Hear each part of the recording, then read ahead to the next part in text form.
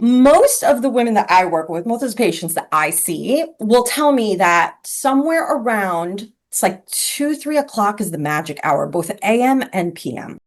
So PM, they'll tell me they have a crash. They are reaching for some energy. Sometimes they crave a little snack, something sweet, a little pick me up. And it's every day the same thing, right? They're just feeling just like, I cannot believe it's only 2 o'clock. How much longer until 5? Like counting down the minutes until they can like take a nap or take a break, right? And then also 2 or 3 o'clock in the morning, they're waking up and they're like, eyes wide open, can't fall back asleep, right? And it's like a couple of hours later, they're just tossing and turning, waiting to fall back asleep, and they may or may not fall asleep again, usually around 4 or 5 o'clock in the morning. And if that sounds familiar, that is a classic blood sugar dysregulation sign.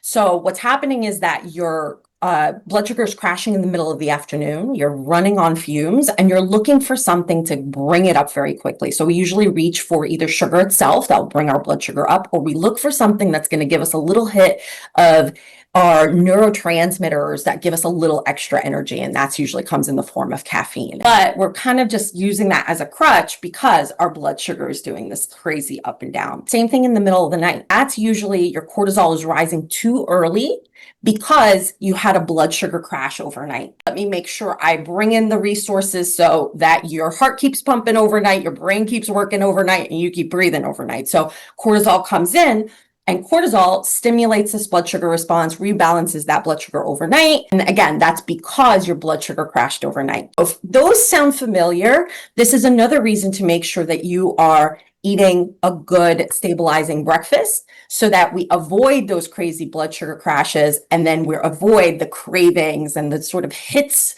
that we're seeking in order to overcompensate for the fact that we are all over the place.